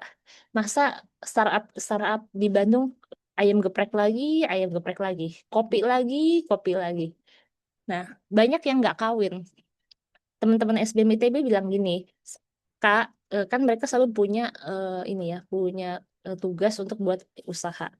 Kak, saya itu susah dapetin orang tekim yang eh, atau orang kimia yang bisa diajak kerja sama. Nah, saya sampai mikir ide usaha kayak Bumble gitu ya. Kalau Bumble kan nyari pacar nih. Ini cari bisnis matching yang tepat. Jadi orang kimia kayak kita mungkin susah nih cari teman-teman SBM yang mau yang bantuin market research ya, bantuin promosinya, bantuin jualannya. Nah, orang mereka nyari produk wah yang bisa mereka jadikan bisnis supaya bisnisnya nggak makanan lagi. Nah, terus betul. eh Karena investor bisa melihat prinsip kimia hijau, ya benar ya Pak ya, dan supply chain dari segi biaya logistik. Artinya memang eh, kita mulai dari kita mulai dari skala lab dulu. Skala lab kita bisa jual eh, kelihatan HPP-nya berapa sih? Sebenarnya mereka lihat kan adalah misalnya pakai saya paling gampang contohnya produk untuk pengolahan air ya. Oh pakai flokulan koagulan X. Dosisnya segini. Kadang-kadang produknya mungkin sama, tapi kita bisa jual. Tapi saya melakukan trial eh, yang harusnya biasanya 100 kilogram jadi cuma 25 kilogram dari sisi efisiensinya kan. Nah, terus akhirnya apa hal yang nekat yang saya lakukan adalah memindahkan dari Bandung ke Jakarta, ke Cikarang, Pak Yudis. Setelah 7 tahun di Bandung. Kenapa? Untuk mempercepat logistik dan juga memperluas market. Karena kiri kanan langsung industri semua ya. Nah, itu ketika dapat beberapa uang hibah, uang investasi, langsung apa nekat untuk eh, pindahnya dari Bandung ke Cikarang supaya marketnya lebih lebih gacor lagi. Iya, Pak Indra ya. Waktu saya lulus, saya kerja dulu di BUMN, di BRIN dulu. Kerja di BRIN, terus juga 2 tahunan kerja di BRIN sebagai researcher gitu ya. Terus juga bekerja, kalau bekerja itu memang langsung dengan buat usaha ya, dengan Green Labs dan juga Algatech. Tapi kalau sekarang kan memang Algatech tuh manutnya ke perusahaan kimia corporate juga. Jadi bisa dibilang saya juga bekerja untuk perusahaan kimia tersebut. Nah, untuk benchmark memang selama kuliah, akhirnya magang dan juga waktu itu 3 bulan gitu ya di salah satu industri coating dan cat saya bekerja di sana juga. Jadi melihat waktu itu apalagi yang pas lagi ngomongin utilisasi minyak sawit, jadi banyak belajar juga tuh. Oh di industri coating tersebut, di industri kimia tersebut. Jadi 1 tahunan lah di industri coating. terus ke BRIN ngomongin sensor, sehingga bisa applicable ke tempat kita sekarang. Dari Ramadhani Nur, Kak, mohon maaf izin tanya, sebisa kita udah yakin kalau produk kita udah layak, tapi produknya belum laku. Gimana Gi? Apa perlu merombak ulang bahan-bahannya atau langkah-langkahnya? Sebenarnya customer itu tidak terlalu melihat isinya spesifiknya apa. Nah, tadi ya, produknya udah layak nih, tapi produknya belum laku. Berarti jangan-jangan bukan di kimianya, tapi bagaimana kita mengemasnya gitu ya. Tadi bisa cara pengemasannya adalah masuk ke market yang lebih segmented, Ramadhani ya. Produknya apa kalau boleh tahu? Misal tadi produknya sama-sama botol minum. Orang-orang udah banyak botol minum. Tapi cara kita mempromosikannya masuk ke komunitas-komunitas, komunitas lari, komunitas yoga, marketnya segmented. Padahal produk yang jual sama. Begitu juga dengan misalnya sabun gitu ya. Nah, sabun, in general sabun tuh banyak. Nah, masuknya kemana? Oh, sabun cuci piring. Teman-teman bisa mulai masuk ke restoran-restoran gitu ya. Jadi door to door masuk ke restoran. Pasti mereka nyari yang murah tapi bersih. Mereka kalau stok berapa pel, 20 liter, 20 literan. Atau ternyata masuknya sabunnya sabun untuk bayi. Berarti masuk ke apa? Masuk ke daycare, masuk ke komunitas ibu-ibu gitu kan. Nah, jadi pasti produk teman-teman tidak layak dan oke. Bagaimana kita mencari titik-titik segmented customer kita supaya laku? Karena nggak bisa kita jual nih langsung sama dengan teman-teman Blue Ocean gitu ya, Red Ocean dan langsung ke Red Ocean. Nih kita promosiin di IG, tapi nggak difilter. Ini sebenarnya mau jualnya ke siapa sih? Nah, tapi kayak kalau kita masuk ke komunitas, eh, mending kita fokus cari 5-6 orang yang mau pakai produk kita untuk review, jadi udah ada apa portofolionya gitu ya, dibanding kita hanya langsung ngejual brek tanpa tahu target market yang spesifiknya. Tidak. Oke. Perkenalkan saya Nida dari Kimia 25. Bagaimana tips mencari market yang lagi hype dan banyak dibutuhkan, tapi bisnisnya tetap sustainable. Oke. Nah, tadi ada yang namanya eh, di sekarang ada AI, ada Google gitu ya. Ada website tuh namanya CAGR. Dia bisa melihat tren apa yang lagi hype. Contoh tadi nih Pak, saya menyambung ke pertanyaan Pak Yudis ya. Contoh parfum. Parfum itu lagi bagus trennya yang notes-nya apa. Jadi saya paham, pasti teman-teman kimia udah bisa bikin parfum, bikin sabun. Nah, tinggal kan hanya R&D sedikit, oh ternyata yang lagi disukai ini wangi-wangi black opium. Tambahkan ekstrak black opium. Tapi masuk ke tren yang saat ini. Nah, kadang-kadang tuh kita ketinggalan, kita base-nya nih, base research-nya udah mantep nih. Tapi kita juga perlu mengikuti eh, market yang lagi hype ya tadi kalau kata Dida. Nah, yang kedua apa? Banyak-banyak melakukan expo. Teman-teman bisa mulai dari apa? Car Free Day di Kota Bandung. Di situ adalah wadah teman-teman langsung ketemu dengan customer. Nggak ada barrier. Pasti mereka yang kasih customer feedback. Nah, pertanyaan aku nyambung sama yang tadi. Jangan-jangan yang menganggap produk kita layak itu hanya diri kita sendiri. Kita udah tahu ini pasti layak nih, ini ikut market yang hype. Nah, yang paling benar adalah mendapatkan feedback dari customernya langsung. Dan kalau bisa customernya jangan yang Kimi ITB lagi. Cari, misalnya eh, lagi ada apa nih bazar apa di kampus, ada Car Free Day. Jadi kita bisa dapetin apa ya customer feedback. Oh kayaknya ini kalau kena kulit aku masih licin nih atau masih bisa lebih dikasih lebih kenyal lagi. Nah, review. Jadi kalau mau tahu product hype selain dari searching-searching gitu ya, pasti tes market. Market test itu yang paling penting. Oke.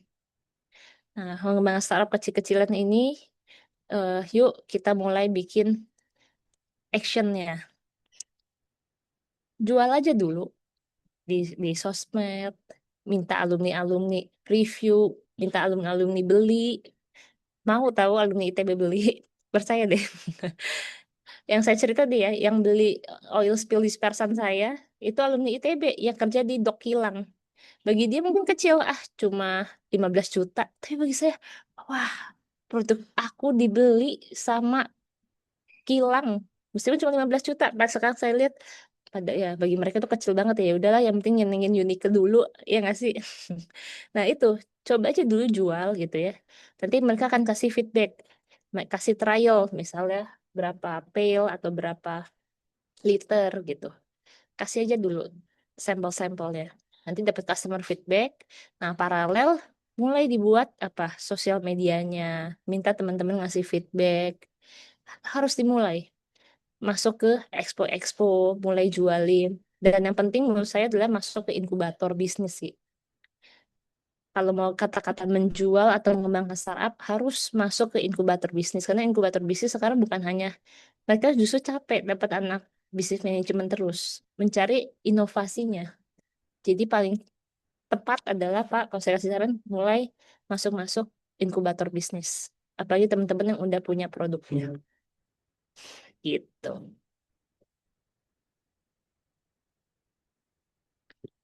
Seru ya? Baik, Oh, terima kasih Kak. Itu sebelumnya ada yang ingin bertanyakan dari Kak Alwan Ergium 23. ya boleh. Oke, ini suaranya kedengeran nggak ya sebelumnya? Kedengeran. Oke, makasih ya Kak Yunika atas materi dan waktunya. Perkenalkan kembali, nama saya Rafael Wan Wiwarman. Saya RBM 2023. Eh, izin bertanya ya Kak, mungkin tadi banyak pertanyaannya lebih ke terkait sisi dari bisnis dan juga market dan lain-lainnya. Mungkin kalau aku ingin bertanyanya lebih ke pengalaman Kakak sendiri gitu. Eh, Kami ini yang angkatan 2023 tahun ini berarti semester 7 nantinya akan baru memulai tugas akhir dan kebanyakan dari kami pun sudah memilih topik-topik tugas akhir dan dosen pembimbing gitu.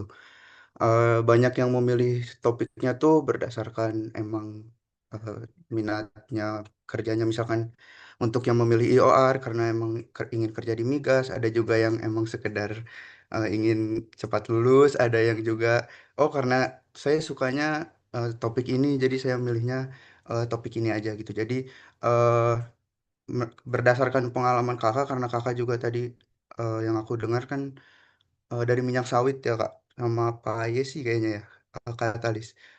Itu tuh eh, dan karena kakak juga kerjanya sempat berhubungan dengan topik minyak sawit, jadi berdasarkan pengalaman kakak eh, seberapa pengaruh gitu ya atau eh, seberapa pengaruhnya topik TA dan juga mungkin kelompok keilmuan gitu ya terhadap dunia kerja. Lalu pertanyaan kedua, mungkin kebanyakan dari kami gitu ya yang angkatan sekarang itu memang kadang-kadang tuh lebih ke takut memulai aja sih Kak. Jadi mungkin Kak boleh ngasih tips gitu ya Kak untuk berani memulai aja gitu. Mau itu terkait startup ataupun hal-hal lainnya. Terima kasih Kak. Thank you, Aulan. Saya langsung aja tektokan Kelly. Jadi eh, jawabannya topik TA skripsi itu memang sangat mempengaruhi karir. Kalau ke saya ya, tapi ada juga teman-teman saya yang nggak sama antara TA sama karir dia sekarang dan dapat gajinya gede-gede juga gitu. Tapi kalau di diri saya sendiri berpengaruh dengan topik apa dengan topik skripsi atau TA saya jadi lebih passionate deh. Oh, bergerak di bidang tadi ya utilisasi minyak sawit, bergerak di bidang kimia industri, itu kan anorganik ya, kimia anorganik industri yang di bidang pengurangan polutan dengan menggunakan katalis. Sangat relate. Dan yang membuat relate itu adalah ketika saya melakukan kerja gitu ya. Magang, habis magang langsung lanjut kerja di BRIN, di bidang pengukuran air polutan dan juga emisi CO2. Akhirnya udah deh eh, lanjut terus dari situ CO2 terus sampai sekarang. Nah, dan Itu penting juga teman-teman. Kalau misalnya align itu lebih baik enggak juga nggak apa-apa. Tapi itu penting untuk apa? Jadi produk spesialis. Dari kita, perusahaan itu juga ngelihat sih kadang-kadang ke alignment kita. Misalnya, oh iya dia banyak kerjain karbon nih dari dia, bahkan dari dia kuliah, business case competition, ikut inkubator, magang di sini, kerja di sini, konsisten topiknya. Nah, itu ada juga perusahaan yang jadi baru kita misalnya kayak di umur lulus terus 2-3 tahun kita udah dibilangnya produk spesialis terkait hal tersebut. Gitu. Dibilang penting-penting, tapi kalau kita bisa gak sama juga dengan apa yang kita skripsikan dengan yang kita ini, nggak masalah juga. Banyak teman-teman juga yang akhirnya sekarang eh, benar-benar di luar kimia jadi produk development di salah satu startup besar di Indonesia. Ngomonginnya IT dan AI banyak banget. Tapi balik lagi logika berpikirnya yang kepake sih gitu. Terus kalau tadi teman-teman kimia itu takut untuk memulai, ya jangan jiper gitu ya dengan teman-teman kampus atau jurusan lain. Eh, buat strong team dulu aja. Kalau takut mulai sendiri, kita jalan sendiri pasti lama. Tapi kalau kita jalan bareng-bareng bisa cepet. Cari partner dua orang aja, berdua aja, supaya bisa jadi katalisnya teman-teman untuk berani memulai, gitu ya. Nah, itu dulu dari yang PO-nya puluhan ratusan ribu sampai ke puluhan juta sampai MM-an. Nah, itu harus dimulai dari apa? Memulai dulu, ikut inkubator. Oh, kayak rasanya kuliah lagi gitu ya. Nah, jadi kalau kita nggak mau coba, gagal nggak masalah teman-teman. Kenapa harus malu gitu ya? Ya, kenapa harus malu? Toh life goes on gitu ya. Banyak juga yang memulai karir itu bahkan di usia tua. Jadi jangan pernah takut untuk memulai dan malu. Kita hanya, mungkin buat teman-teman menyabet ya, kita hanya debu kecil satu dari jutaan manusia. Kalau teman-teman gagal juga, kalian tidak sespesial itu untuk orang mengingat kegagalan teman-teman. Mungkin itu bisa jadi booster ya, gitu. Jadi mau mau gagal juga nanti orang juga nggak terlalu inget-inget banget kok. Kenapa harus malu gitu ya?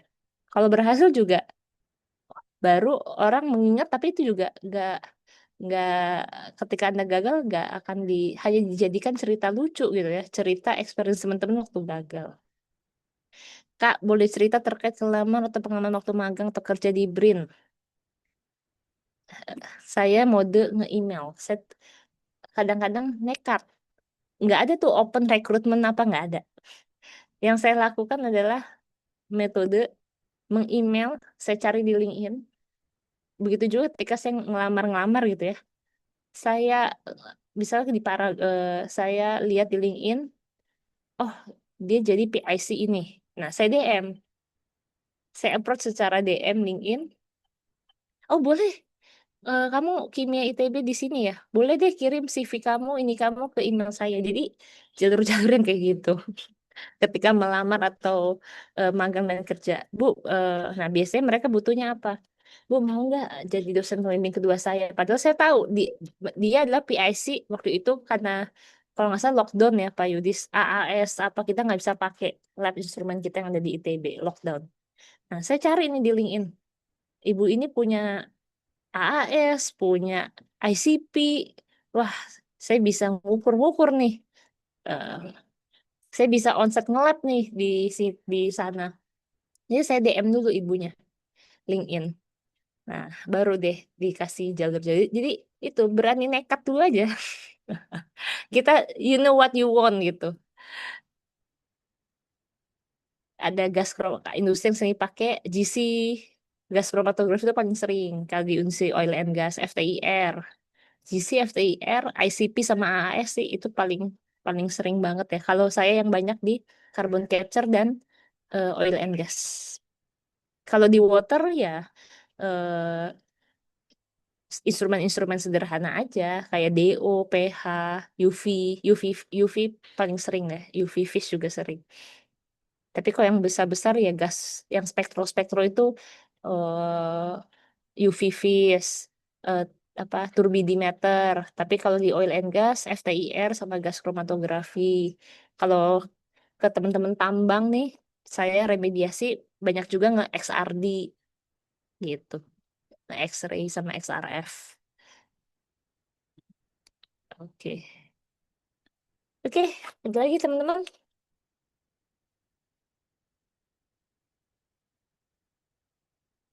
Oke.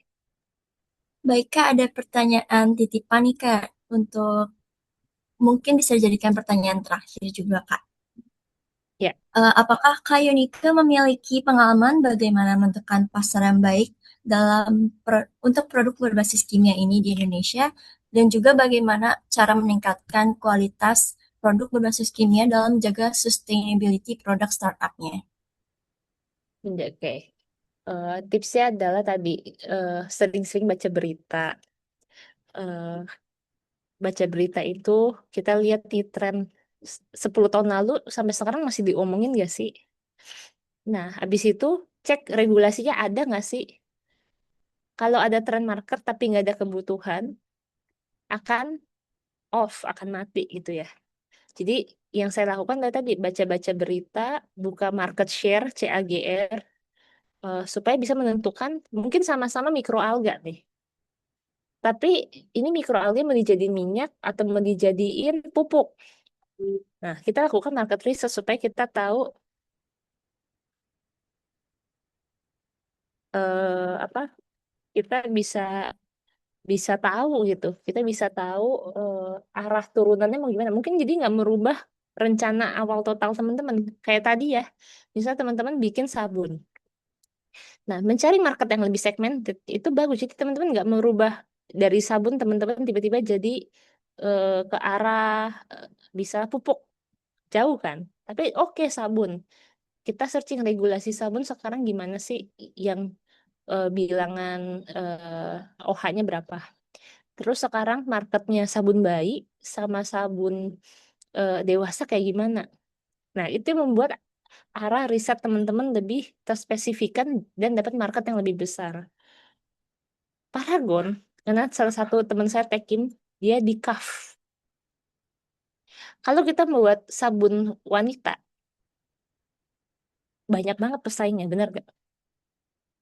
Nah, akhirnya dibuat market segmented sabun khusus skincare untuk laki-laki. Oh, ternyata laki-laki sekarang beda nih. Dia punya mindset, kita juga harus perawatan.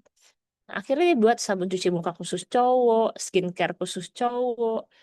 Nah, sehingga sekarang Kaf itu jadi top selling nomor satu untuk di market laki-laki. Nah, sama juga, itu ya pentingnya market research. Mungkin produk sekarang teman-teman general nih, parfum deh. Nah, saya punya cerita soal parfum. Kenapa mencari market segmented itu penting? Humans itu punya anak ITB. Harganya dia buat packaging seperti mewah kayak YSL gitu ya. Dia buat packaging mewah, tapi menyasar mbak-mbak corporate kayak saya, mas-mas mbak SCBD yang mungkin belinya jutaan itu terlalu besar. Tapi dia jual dengan harga 300.000. Tapi wanginya wanginya mirip-mirip sama kayak parfum YSL dan sebagainya. Nah, akhirnya apa? Akhirnya membranding di sosial media dia. Nggak mungkin dong nge-brandingnya ibu-ibu pakai daster.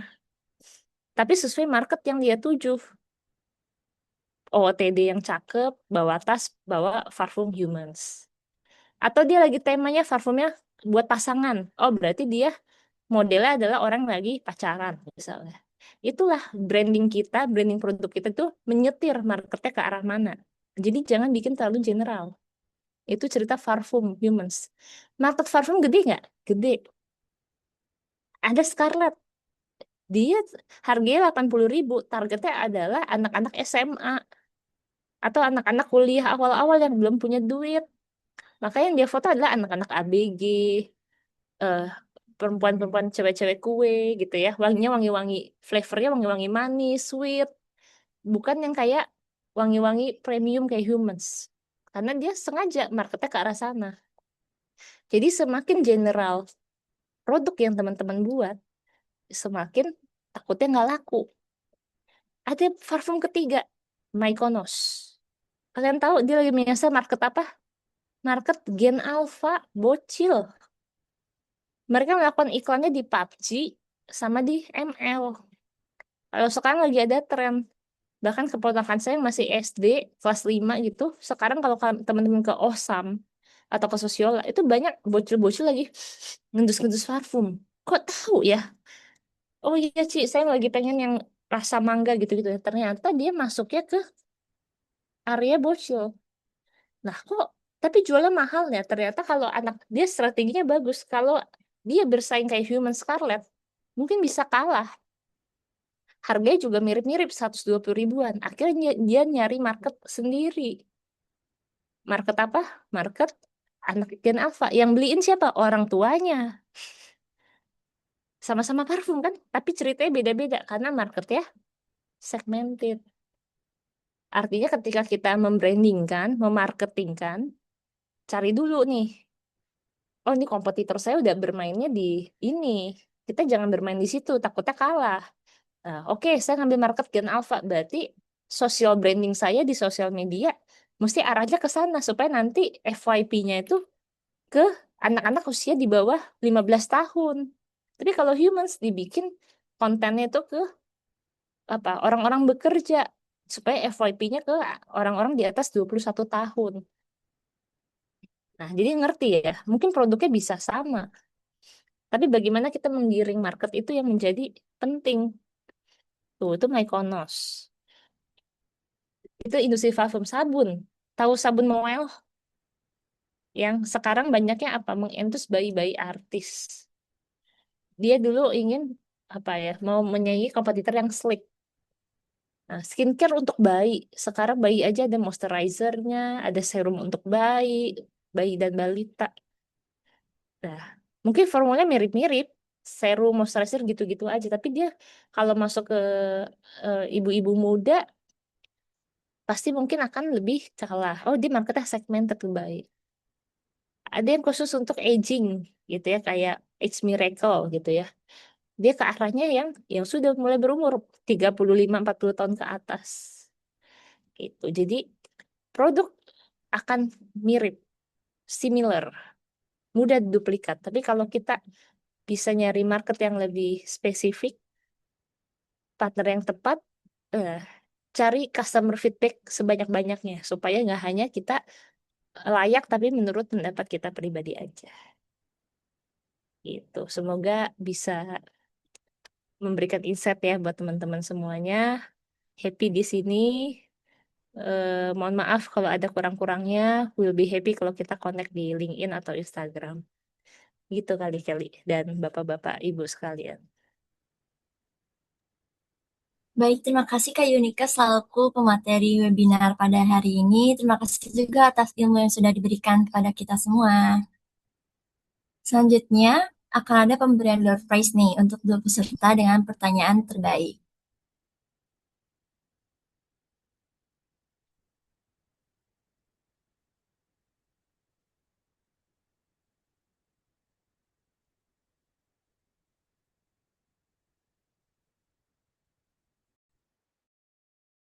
Ini aku yang milih atau Kelly yang milih? Kak Yunika yang pilih, Oh, Kak. Boleh Mbak, silahkan, Kak. hadiahnya apa kalau boleh tahu? Gak boleh tahu ya? Nanti nggak ada door prize dong, Kak. Oh iya, boleh lah. Tadi yang banyak nanya ada Ramadhani Nur ya. Ramadhani Nur boleh satu sama Alwan boleh. Itu. Baik. Selamat kepada Kak Ramadhani Nur dan juga Kak Alwan yang sudah mendapatkan door prize. Boleh on mic kakak-kakak dan teman-teman semua yang tadi sudah mendapatkan door prize dan memberikan kesan pesannya terlebih dahulu. Nanti untuk hadiahnya akan dihubungi oleh Oke, mungkin dari aku dulu aja ya. Makasih banyak ya dia Kak secara atas waktunya. untuk Kak. Waktu itu memang pas saya baru masuk FMIPA juga ya. Kebetulan kakak juga yang jadi pematerinya pas apa ya TPB pas TPB. Jadi emang aku tuh udah sangat-sangat terinspirasi ya dari kakak dan kebetulan hari ini pematerinya juga Kak Yunike lagi. Jadi wah ini pengen banget mendengar-dengar dari Kak Yunike. Jadi terima kasih banyak Kak dan sukses selalu juga Kak. Terima kasih, jangan bosen ya. Aman Kak. Ditunggu pemateri selanjutnya. Oke, izin Kak. Terima kasih banyak atas materi yang Kakak sampaikan. Saya sebenarnya dari UM, Kak. Dari Maum untuk Semalang. Iya, Universitas Negeri Malang. Saya udah izin ke panitia untuk ikut. Oh alah, saya banyak anaknya Pak Ubed, bukan? Oh iya, Kak. Benar. Ya, salam buat Pak Ubed ya. Oke, Eh, Kak. iya.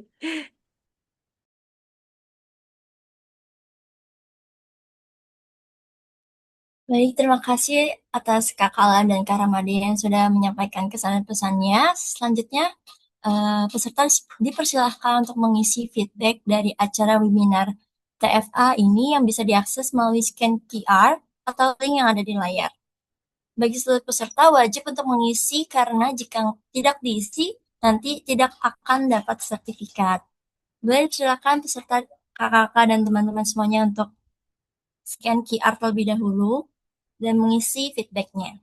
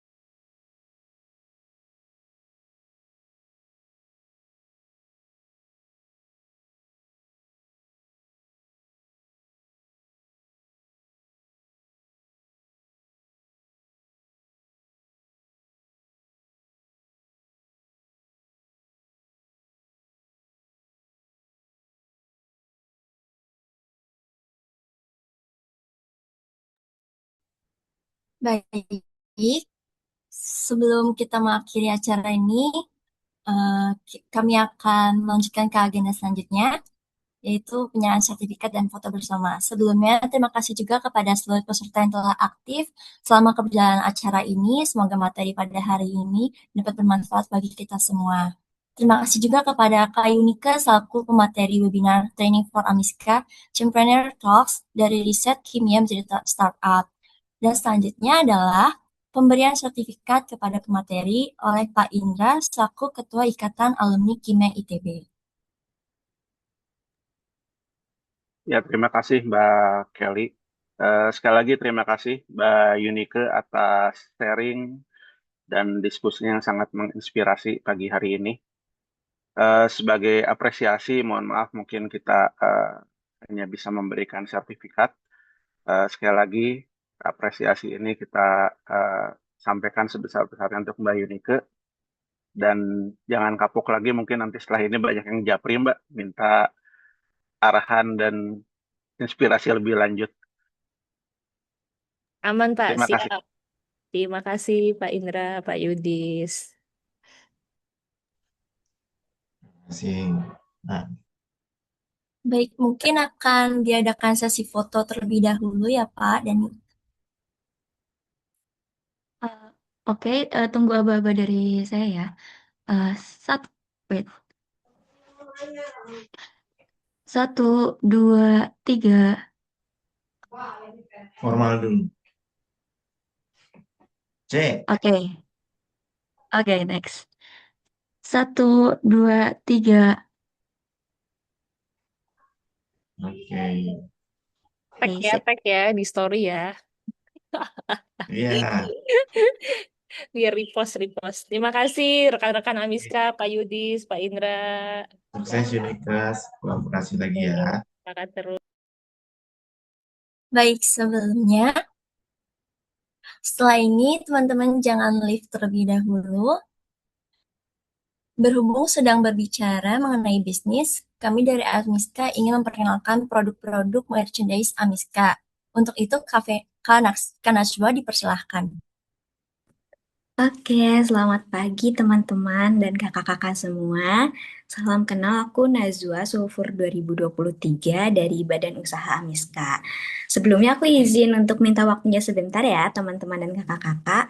Aku mau ngenalin produk merchandise dari Amiska. Siapa tahu teman-teman sama kakak-kakak semua tertarik untuk beli, terutama kakak-kakak alumni. Boleh banget karena dari kita sendiri ada berbagai jenis merchandise, terutama berbagai jenis varian dari keychain, mulai dari yang keychain logo Amiska sampai ke keychain-keychain dengan berbagai desain. Selain itu juga kita lagi open pre-order untuk jaket himpunan. Mungkin teman-teman atau kakak-kakak yang jaket himpunannya udah rusak atau pengen ganti aja, boleh banget ikutan pre-order kali ini. Selain itu juga ada mug, tumbler, sama enamel dari Amiska. Untuk pemesanannya sendiri itu gampang banget, bisa chat aku aja via WhatsApp di nomor yang tertera. Nanti bisa juga kalau misalnya mau tanya-tanya dulu atau lain-lain, boleh banget chat aku aja gitu. Untuk pengirimannya sendiri nanti dikirimkan ke alamat masing-masing. Jadi nggak usah repot-repot ke kampus atau gimana. Itu, terima kasih untuk waktunya. Baik, terima kasih Kak Najwa yang sudah mempresentasikan merchandise Amiska ini. Selanjutnya kita akan mengadakan sesi foto bersama lagi sebagai penutup. Untuk seluruh peserta bisa on cam terlebih dahulu ya.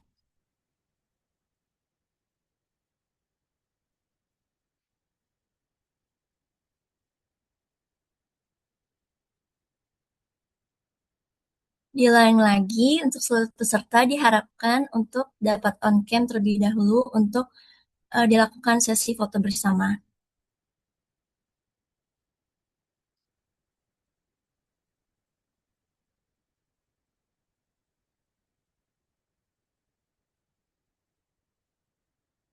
Untuk Kak Yunika dipersilahkan untuk on cam kembali, Kak.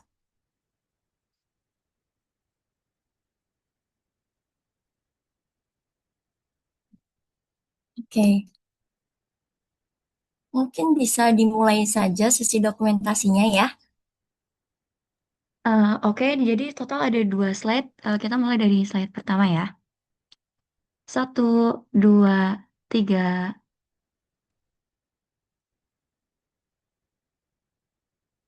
Wait, ulang. 1, 2, 3.